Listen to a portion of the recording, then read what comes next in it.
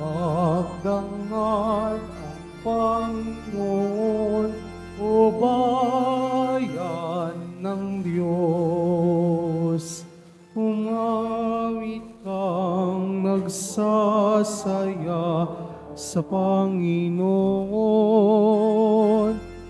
Lapitan siya't paglingkuran ng may kasayahan.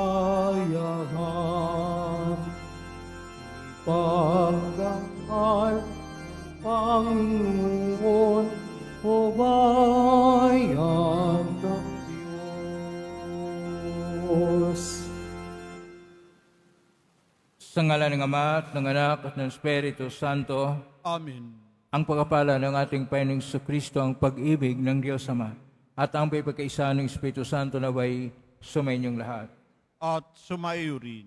Ang kapatid, ngayon 5 ng Nobyembre, Martes ng ka-34 na linggo ng kanilang panahon, unang taon, ating liturhikong pagdiriwang, atin pong gunitain si Santa Catarina ng Alexandria.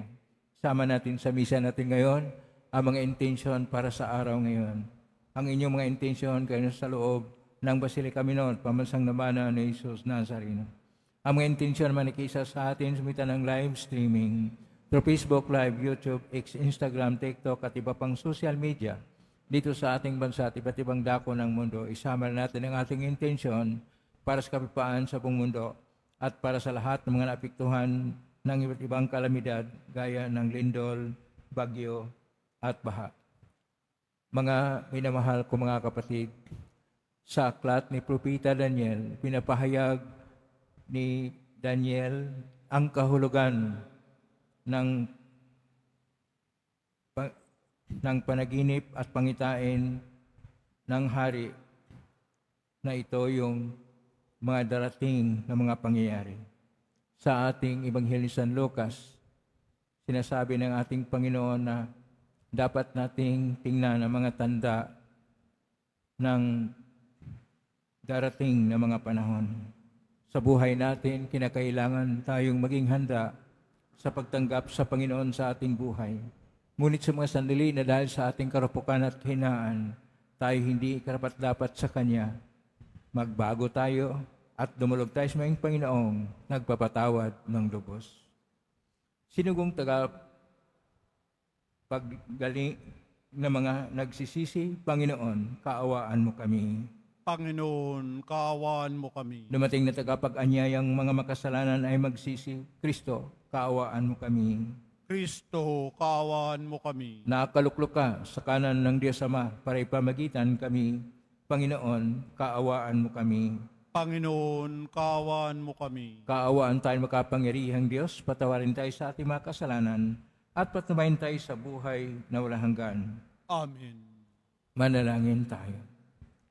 Ama naming makapangyarihan, ipakita mo ang iyong paglingap sa iyong pag-antig sa aming kalooban upang ang pamumunga ng gawain mo sa amin ay aming mapakinabangan at ang mapagpagaling mong katapatan ay aming mga mapangatawanan sa pangitan ni Kristo kasama ng Espiritu Santo magpa sa unang hanggan.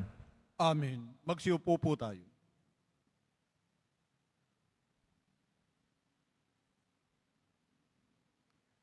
Pagbasa mula sa aklat ni Propeta Daniel.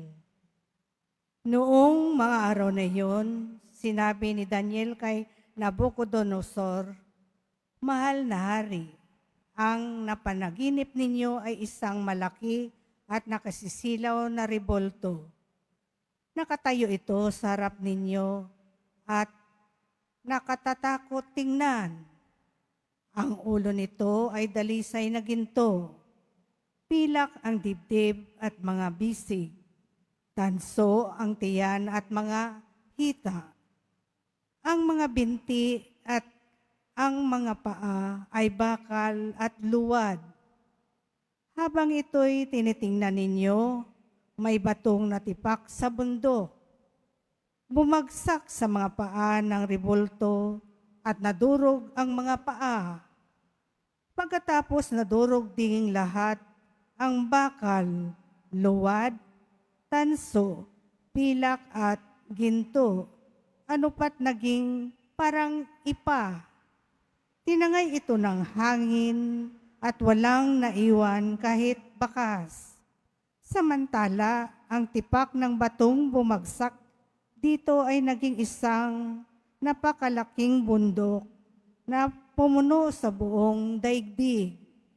Mahal na Hari, iyan po ang inyong panaginip at narito naman ang kahulugan. Kayo ay pinagkalooban ng Diyos ng kaharian, pinuspos ng kapangyarihan, kapamahalaan at karangalan.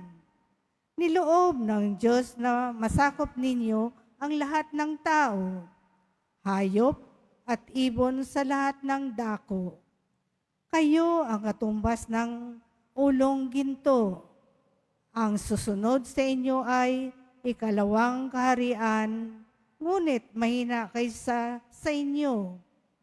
Pagkatapos, lilitaw ang pangatlong kaharian na sinasagisag ng tanso at sasakupin nito ang mga naunang kaharian. Ang pang-apat na kaharian ay sintigas ng bakal, katulad ng nagagawa ng bakal. Dudurugin ng kahariang ito ang buong daigdig. Ang ibig namang sabihin ng nakita ninyong mga paa na yari sa bakal at luwad ay ito: mahahati ang kaharian, ngunit mananatili ang tigas ng bakal, pagkat ito'y pinaghalong bakal at luwad. Ganito naman ang ibig sabihin ng mga pangyayari sa pinaghalong bakal at luwad. Magiging makapangyarihan ang kaharian, ngunit madaling babagsak. Ang kahulugan ng pinagsamang bakal at putik ay haluang pag-aasawa, ngunit hindi ito magtatagal kung paanong di maaaring paghaluin ang bakal at putik. Sa panahon ng mga haring yaon, ang Diyos ay magtitindig ng isang kahariang hindi maibabagsak kailanman ni masasakop ninuman. Dudurugin ito ang ganap na wawasakin ng iba pang kaharian. Ano pat hindi na makababangon ang mga iyon kahit kailan.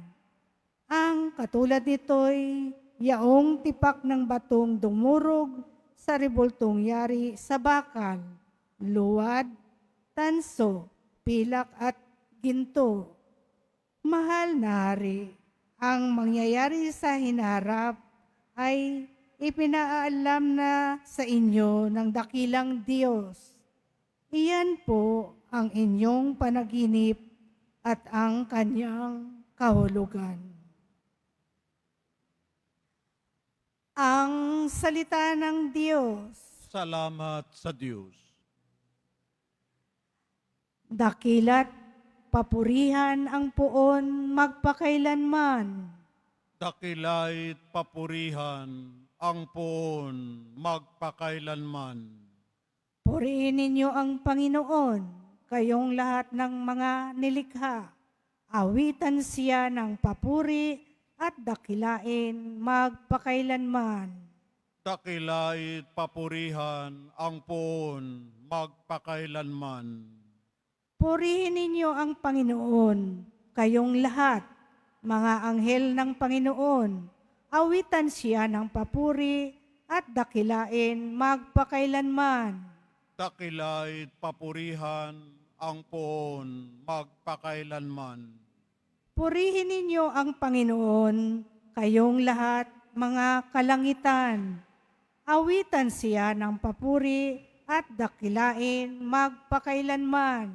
Dakila'y papurihan ang poon magpakailanman.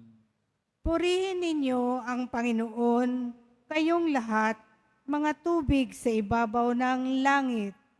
Awitan siya ng papuri at dakilain magpakailanman. Dakilait papurihan ang poon magpakailanman.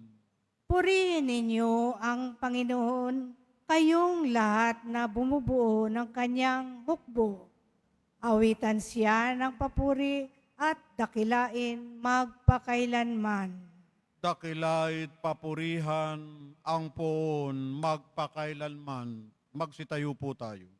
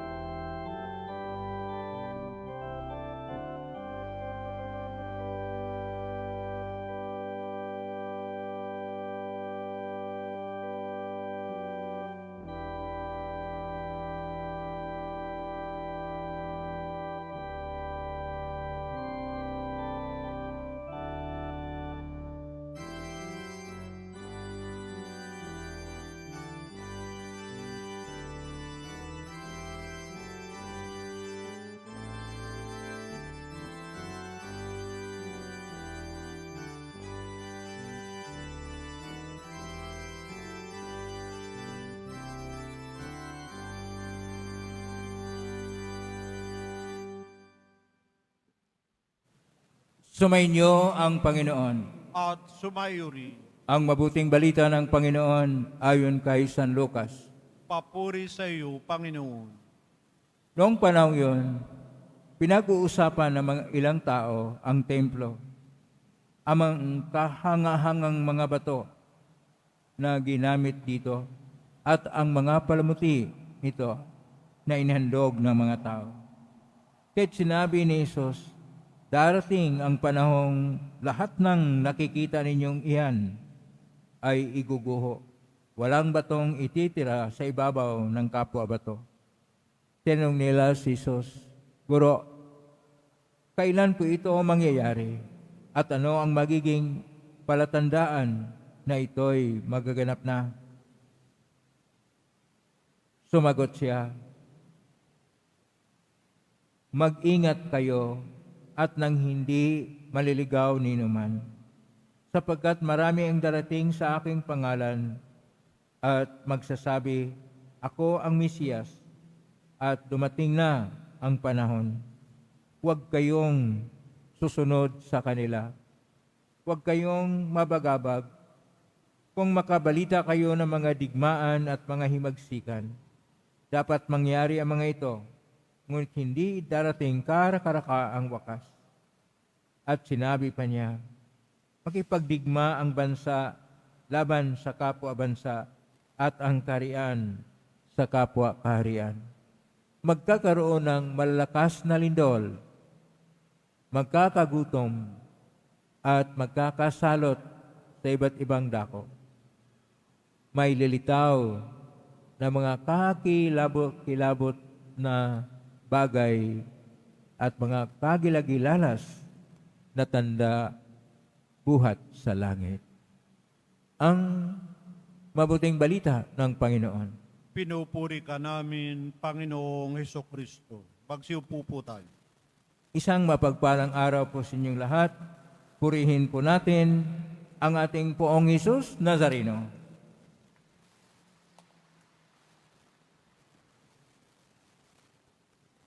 Ang atin po mga pagbasa ngayon ay tungkol sa mga darating na panahon at ang mga palatandaan nito. Sa ating unang pagbasa sa aklat ni Propeta Daniel, ay kanya pong hinula ang panaginip ni Haring Nabucodonosor na kung saan yung estatwa na kagkilakilabot at malaki na mayroong iba't ibang bahagi na may ginto, may pilak, may tanso, may bakal, may luwad, ay nagpapahayag ng iba't ibang yugto ng darating na panahon sa iba't ibang kaharian. At sa ating Ebanghelyo ni San Lucas, Kapitulo 21, verso 5 hanggang 11. Ipinapahayag ng Panginoon na una, magigiba ang templo ng Jerusalem at magkaroon ng mga pangyayari at magkaroon ng mga iba't ibang palatandaan na mayroong unang palatandaan ay mga huwad na mga propita o Misaya sa Lucas Kapitulo 21, versikulo 8, at magkaroon ng gera at himagsikan, versikulo 9 ng Kapitulo 21, Ebanghelyo ni San Lucas, maglalaban ang bansa, laban siyang bansa. Ebanghelyo ni San Lucas, Kapitulo 21, versikulo 10, magkaroon ng mga lindol.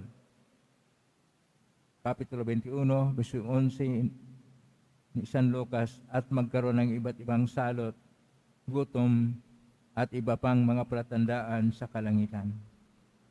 Mga palatandaan, mahalaga po sa buhay ng tao na tayo ay magbigay pansin sa mga palatandaan ng panahon. Ang palatandaan sa panahon na napahayag sa ating mga pagbasa ay tinatawag sa salita ng ating Panginoon na Simanim Apocalyptim. Ibig sabihin, apocalyptic signs na nakasulat naman sa koinupo na Griego na Apocalyptica Simadia at sa Latin, Senia Apocalypticum, na kung saan atin pong maalaala na noong 25 ng Disyembre, 1961, si Papa Juan XXIII nagpalabas ng isang encyclical na 25 ng Disyembre 1961, Humani Salutis. Humani ang sangkatauhan, salutis, kaligtasan ng sangkatauhan. At ito yung pasimula ng pagbukas ng panibagong yugto ng simbahan na nagsimula ang ikalawang Konsilyo Vatikano. At itong Second Vatican Council ay nagkaroon ng mga pagbabago. At isa sa mga mahalagang dokumento dito ay ang tinatawag na dokumento ng konstitusyon ng modernong panahon o sa orihinal na pagkasulat, Gaudium et Spes. Gaudium, kagalakan, at Spes, pag-asa, na kung saan ipinapahayag doon sa dokumento gaya ng nasulat ni Papa Juan XXIII na Humani Salutis at ngayon sulat sa Gaudium et Spes, Constitution of the Church in the Modern World, na kailangan nating tingnan ang mga tanda ng panahon. May iba't ibang mga tanda ng panahon, pero ang sabi ng ating Panginoon, huwag kayong matakot, huwag kayong mabagabag. Sapagkat sinabi ng Panginoon, mangyari ang lahat ng ito.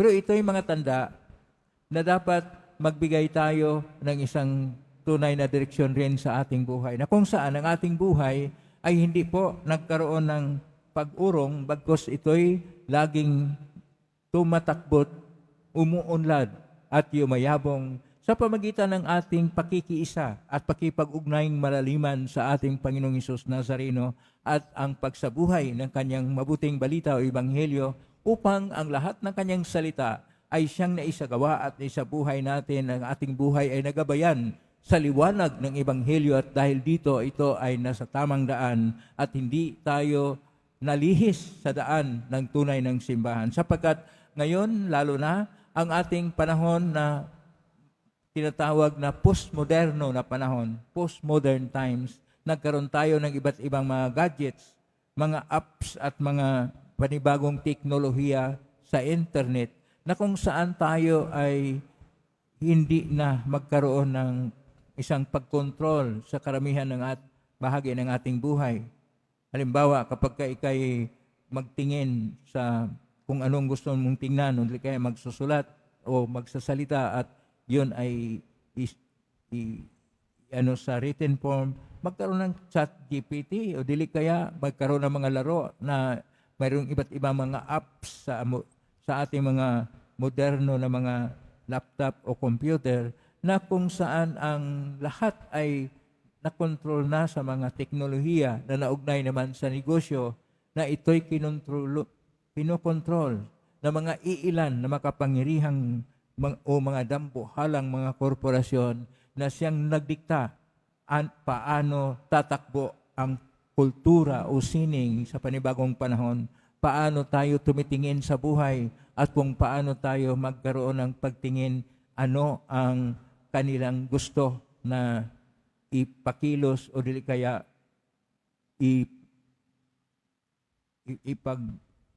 ipagtanggap sa modernong panahon. Kaya marami pong mga tao na nakatanggap ng mga piki o mga huwad na mga balita o mga data sa pamagitan nitong mga moderno na mga teknolohiya. At ang kala natin, yun ay totoo. Nakita naman natin na ang mga mukha o dili kaya ang mga larawan na kita natin sa internet, kuminsan ito ay nakalihis na sa katotohanan at napakalayo na sa katotohanan. Kuminsan dapat nating tingnan din at suriin ano ang tunay na kalagayan sa ating kapaligiran. Ano ang tunay na mga pangyayari sa ating bayan. Ano ang ating partisipasyon nito at ano ang mga hakbang na dapat nating gawin upang ang bawat kilos at hakbang na ginagawa natin sa buhay ay ayon sa Ebanghelyo at ayon sa turo ng ating Panginoon, sapagkat kung hindi, mapalayo na po tayo sa tunay na doktrina ng simbahan sapagkat tayo ay nagkaroon na ng tinatawag na ibang pagtingin na nakontrol na ng mga moderno na mga pamamaraan ng mga nasa kapangyarihan at ang mga taong may malaking impluensya sa lipunan dahil sila ay mayaman o dili kaya nakaluklok sa luklukan ng kapangyarihan.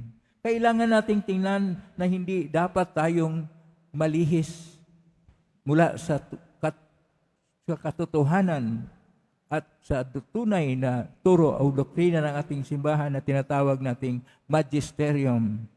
Huwag tayong malinlang sa mga sinasabi o dili kaya pinopost sa mga internet nga wala namang tunay na mga katibayan ayon sa turo ng ating simbahan. Huwag tayong gagawa ng mga iba't ibang paningin at i-repost natin kung anumang mga kalukuhan na mga basura na nasa internet dahil ito ay mapalayo lang sa tunay na kalagayan o katotohanan ng mga pangyayari. Kasi kuminsan tayo nalinlang na. Marami na pong nalinlang sa atin at itong mga ma-influensya na mga tao at sila yung may makoneksyon sa mga negosyong malakihan ay kanilang ninakaw na ang malaking kayamanan sa mga tao na pinaghirapan ng mga tao sa pamamagitan ng direct at indirect na buwis o taxes, pero nilustay lang ng mga iilan sapagkat tayo ay nalinlang na sa iba't ibang mga teknolohiya at mga pamaraan ng komunikasyon sa modernong panahon na hindi naman tayo nagkaroon ng pag-analisa o pagsusuri sa malaliman sa mga pangyayari at daloy sa modernong panahon at ang mga tunay na pangyayari sa sosyal at pangpolitikang mga kilos o nagawa at nangyayari sa ating lipunan. Kuminsan tayo ay nagbulag-bulagan na lang na kung anong idindikta sa itaas, tayo susunod lang. Kailangan tayo na tumingin, ano ba ang katotohanan? Alin ba dito ang ayon sa Ebanghelyo ng ating Panginoon o mensahe ng ating Panginoon Diyos? Alin ba dito ang totoo at siyang makapagligtas? Yun ang dapat nating tingnan na ang Diyos at ang kanyang Ebanghelyo at mensahe ay siyang ating isabuhay. Yun pong gusto na isabuhay talaga natin ang esensya at mensahe ng Ebanghelyo ng ating pong Hesus Nazareno. Pumalakpak nga ng malakas na tayo ay mabuhay ayon sa turo at sa Ebanghelyo ng ating pong Hesus Nazareno. Dahil ayaw nating malinlang sa mga huwad na mga propita sa modernong panahon. Tayo'y naging matapat sa turo ng ating pong Hesus Nazareno. Amen? Purihin natin ang Diyos. Magsitayo po tayo.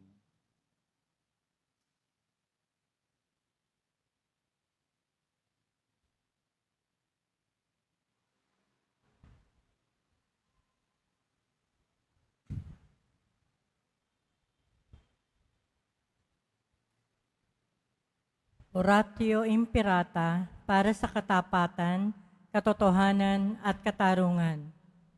Amang makapangyarihan sa lahat, ikaw ang gumabay sa iyong bayan mula sa pagkaalipin, bilang haliging ulap sa araw at haliging apoy sa gabi. Sa panahong ito ng panlilinlang at katiwalian na bumabalot sa aming bayan, ipamalas mo sa amin ang iyong liwanag na nagtataboy sa lahat ng dilim. Inaamin naming kami rin ay madalas lumalakad sa kadiliman, sa aming pananahimik, pagkikibit-balikat at kawalang pakialam. Hinayaan naming lumaganap ang kasinungalingan at tumusbong ang katiwalian. Patawarin mo kami, Panginoon, at linisin mo ang aming mga puso sa kasalanang bumubulag at sumisira, kasalanang umaagaw ng pagkain sa mahihirap at ng pag-asa sa buong bayan. Ipagkaloob mo sa amin ang mga pinunong kawangis ng puso ng iyong anak, mga pastol na handang maglingkod, hindi mga lobong sumisila. Sa kapangyarihan ng iyong banal na Espiritu, bigyan mo kami ng lakas ng loob na itakwil ang kasinungalingan, ibunyag ang pandaraya, igiit ang katarungan, at ipagtanggol ang katotohanan sa lahat ng aming gawain, pampubliko man o pansarili, upang ang katapatan ay dumaloy sa aming lupain, tulad ng ilog at ang katwiran ay rumagasa na parang malakas na agos. O Diyos ng katarungan at habag, gawin mong ubasan ang kabutihan ng aming bayan, hindi laso ng kasakiman, manipulasyon at pagkamakasarili, kundi pagyamanin ng katapatan, malasakit at pag-ibig. Hinihiling namin ito sa pamamagitan ni Kristong aming Panginoon.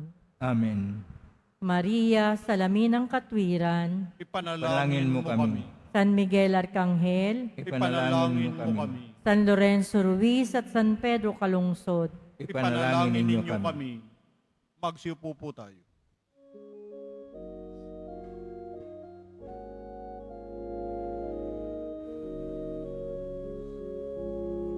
Ikaw ang alak at tinapay ng langit.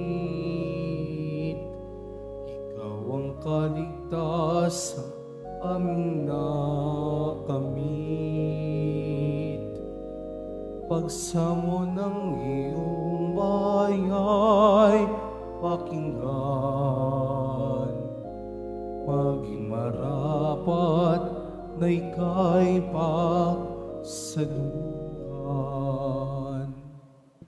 Magsitayo po tayo. Manalangin kayo batid upang paghain natin ay kalugdan ng Diyos amang makapangyarihan.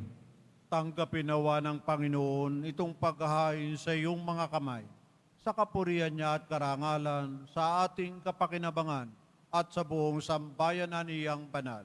Ama naming lumikha, tanggapin mo ang mga banal na alay na iyong ipinag-utos na aming italaga sa pagsamba sa iyong ngalan. At upang kami pangindapating paunlakan ng iyong tapat na pagmamahal, gawin mong ang iyong mga utos ay sundin namin kailanman. Sa pangitan ni Kristo kasama ng Espiritu Santo, magpa sa unang hanggan. Amen. Sumainyo ang Panginoon. At sumayo, Itaas sa Diyos ang inyong puso at diwa. itinaas na namin sa Panginoon. Pasalamatan natin ang Panginoong ating Diyos. Marapat na siya ay pasalamatan. Ama namin kapahintunay nga marapat ni kay aming pasalamatan. Sa iyong paglingap at kanang loob, ang tayo ni kamot pinangasiwa sa San Sinukob. Sangad mong siya iwas ng lubos, siya pinagdusa mo sa kanyang pagtalikod.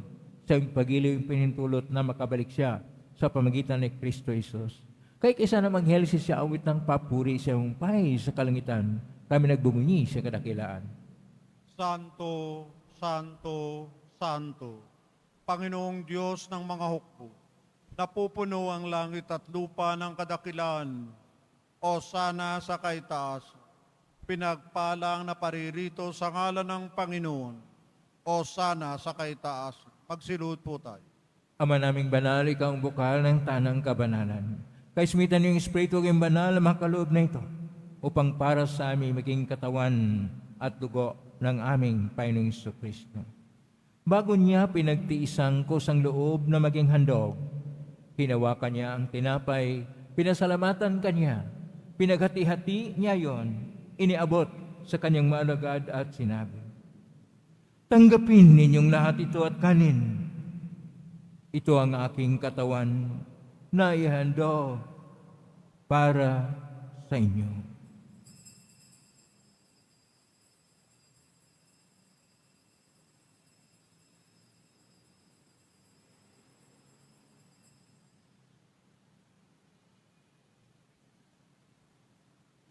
Gaya naman nung matapos ang hapunan, hinawakan niya ang kalis.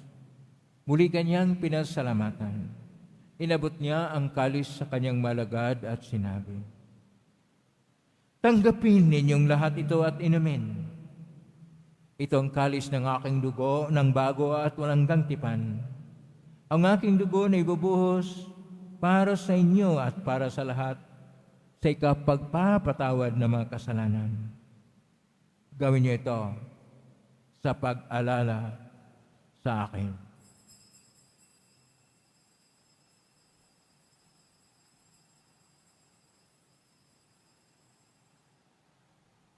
Magsitayo po tayo. Ang misteryo ng pananampalataya.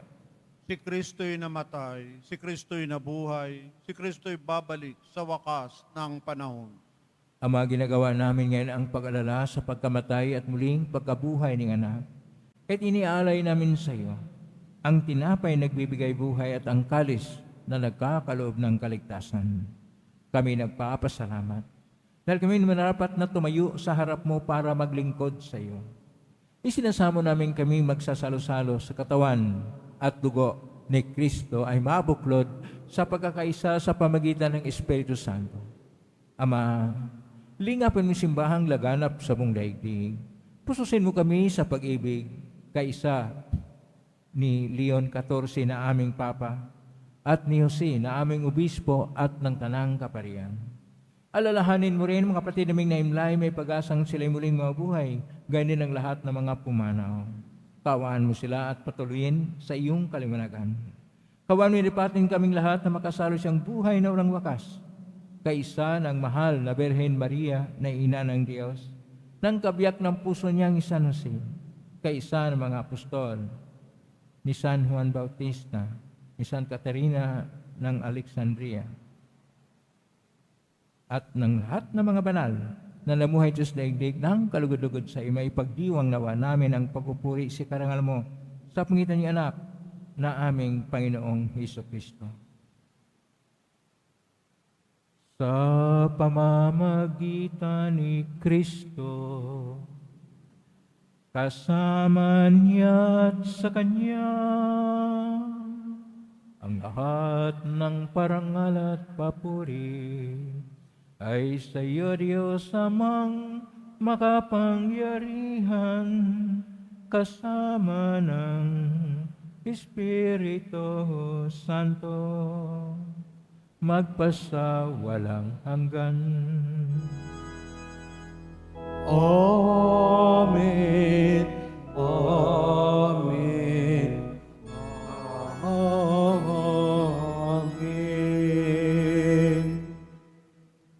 Sa tagubilin magaling na utos sa turo ni Jesus na Panginoon natin at Diyos, ipahayag natin ng lakas loob. Ama namin, sumasa langit ka, sambahin ang ngalan mo, mapasa amin ang kaharian mo, sundin ang loob mo dito sa lupa para nang sa langit. Bigyan mo kami ng aming kakanin sa araw-araw, at patawarin mo kami sa aming mga sala, para nang pagpatawad namin sa nagkakasala sa amin, at huwag mo kaming ipahintulot sa tukso, at iadya mo kami sa lahat ng masama. Hinihiling namin kami iadya sa lahat ng masama, pagkaluban ng kapayapaan araw-araw, iligtas sa kasalanan at ilay sa lahat ng kapahamakan, samantalang aming pinanabikan ang dakilang araw ng pagpapahayag ng tagapagligtas naming si Jesucristo. Sapagkat iyo ang kaharian at ang kapangyarihan at ang papurihan magpakailanman. Amen. Panginoong Jesucristo, sinabi mo sa mga apostol, kapayapaan ang iniiwan ko sa inyo, ang aking kapayapaan ay binibigay ko sa inyo. Tunghayan mong aming panampalataya at huwag ang aming pagkakasala. Pagkalooban mo kami ng kapayapaan at pagkakaisa ayon siyang kalooban, kasama ng Espiritu Santo, magpa sa walang hanggan. Amen. Ang kapayapaan ng Panginoon ay laging sumainyo. At sumayuri. Magbigayin kayo ng kapayapaan sa isa. Peace be.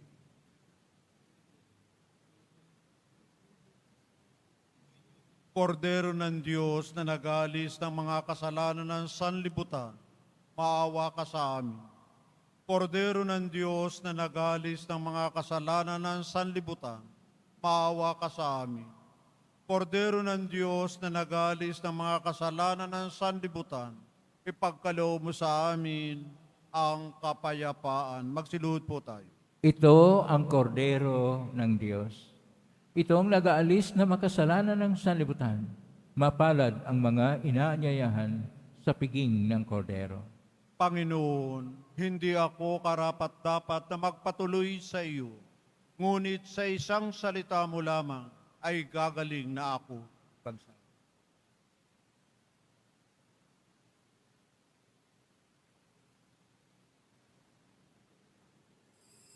Para sa lahat ng tatanggap ng banal na komunyon, sasagot po tayo ng amin, pagkasabi ng pari o ng lay minister ng katawan ni Kristo at isubo agad sa bibig bago umalis sa harapan ng pari o lay minister. Sumunod po tayo.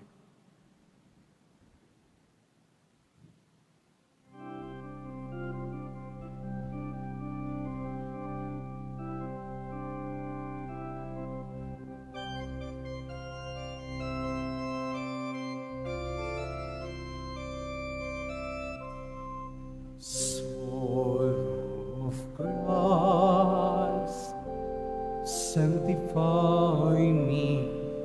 Body of Christ, save me. Water from the side of Christ, wash me. Passion of Christ, give me strength. Hear me, Jesus. Hide me in thy wounds that I may never leave thy side. From all the evil that surrounds me, defend me. And when the call of death arrives, bid me come to thee, that I may praise thee with thy saints forever. Hear me, Jesus, hide me in thy wounds that I may never leave thy side. From all the evil that surrounds me, defend me. And when the call of death arrives, bid me come to thee, that I may praise thee with thy saints. 'Hear me, Jesus, hide me in thy wounds that I may never leave thy side. From all the evil that surrounds me, defend me. And when the call of death arrives, bid me come to thee, that I may praise thee with thy saints forever. Hear me, Jesus, hide me in thy wounds that I may never leave thy side. From all the evil that surrounds me, defend me. And when the call of death arrives, bid me come to thee, that I may praise thee with thy saints forever.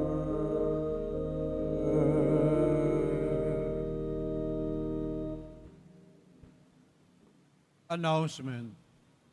Inaanyayahan po ang mga ministry, organisasyon at samahan ng ating simbahan at lalo na po ang mga deboto ng mahal na pong Jesus Nazareno sa ating parish-wide monthly formation mamaya, November 25, 2025, Martes. Sa ganap na ikapito ng gabi, dito po sa ating simbahan, na may timang ang tunay na deboto ay masunurin sa turo ni Jesus at ng simbahan. Ang ating tagapagsalita sa araw na ito ay si Reverend Father Paul B. Obispo, Parochial Vicar, Sacred Heart of Jesus Parish, Old Santa Misa, Manila. Makisa po tayo. Mga kadeboto, mabibili pa rin po sa ating parish office ang Nazareno images, Nazareno medallion at ang Nazareno Bina and prayer booklet in English or Tagalog. Available na po ang opisyal na kalendaryo para sa taong 2026 ng ating parokya. Sa mga nagnanais bumili, maaari kayong magtungo sa ating parish office. Ito po ay nagkakahalaga ng 50 piso. Pagkatapos ng misa, babasbasan po ang lahat ng banal na tubig. Pinakikiusapan ang lahat na manatili lamang muna sa inyong mga lugar. Sa Quezon Boulevard o sa Plaza San Juan, ang labasan ng lahat. Sumunod po tayo. Maraming salamat po sa inyong pagdalaw at pagsisimba sa Basilica Minor at Pambansang Dambana na Jesus Nazareno. Magsitayo na po tayo. Manalangin tayo. Ama naming mapagmahal, kaming pinagkalooban mo ng pagsasalo sa iyong kagalakan ay lagi nawang lumingon sa pinanggalingan itong banal na pakikinabang upang kami huwag mawalay sa iyo na aming hantungan. Sa pangitan ni Kristo kasama ng Espiritu Santo, magpaso na hanggan. Amen. Panalangin para sa mga kaluluwa, mga kapatid, ating ipagdasalang ang ating mga minamahal na yumaot ng lahat ng mga kaluluwa sa purgatorio. Panginoon naming Diyos, Ama namin, Ikaw po ang dahilan ng aming pagsilang. Sa iyo galing ang aming hiram na buhay. Kung kabaang loob po kaming nananalangin at kami na makaawang kalugdan mo po ang mga kaluluwa na mga pumanaw na sa mundong ito. Sila naway magkamit ng buhay sa iyong piling. Alisin mo ang anumang mga karumihan ng kasalanan upang sila maging marapat sa iyong walang hanggang kalinisan. Iahon mo sila mula sa purgatorio at bigyan ng puwang sa iyong kaharian sa langit. Kapayapaan, kailanman, igawad na may kapal sa mga yumaong nagsipanaw. Sila naway silaya ng iyong ilaw na walang hanggan. Amen. Mapanatag naman sila sa kapayapaan. Amen.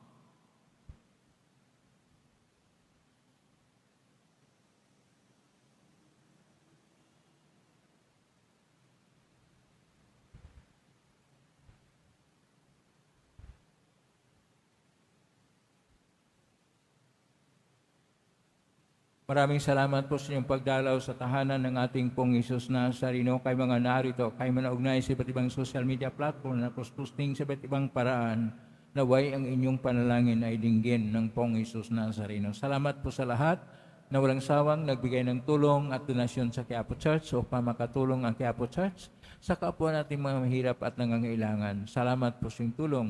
Pagpalain kayo ng Panginoon Diyos. Salamat sa lahat ng mga naglilingkod ngayon. Pagpalain kayo lagi ng poong Jesus Nazareno. Tayo po ay tinatawag na ating Panginoon na atin pong bigyang pansin ang mga palatandaan ng panahon upang isentro ang ating puso sa mensahe ng ating Panginoon Diyos at tayo'y hindi na malihis sa daan sapagkat tayo'y binigyang ng liwanag ng kanyang ebanghelyo. Ngayon na po ang pumaspas. Mga napalamitas, bagya, mga ibagay na paspasan. Sumainyo ang Panginoon. At sumayo rin. Mahal na pong Jesus Nazareno, inihayag mo sumita ng cross ang walang malayo na pag-ibig ng Diyos sa sangkatauhan. Pakinggan mo ang karingan lalo na para sa mga ilangan ng tulong at awa. makamtan nawa namin ang iyong kasagutan ng itang naloob na tinatanaw. Masasandi po ninyo itong mga imahin at dasalan upang lalo kaming manalangin at magtiwala. Sa pamitan ng benisyon nito, naway lalo kaming maging mapaglingkod, masunurin at tapat sa iyo, naming walhating Panginoon, magpa sa walang hanggan. Amen. Pagpalain ka ng kapangyarihang Diyos, Ama at Anak at Espiritu Santo, Amen. may king taglayang agpan, pag-ibig at pag-asa ng Pong Isus Nazareno. Salamat sa Diyos. Purihin natin ang ating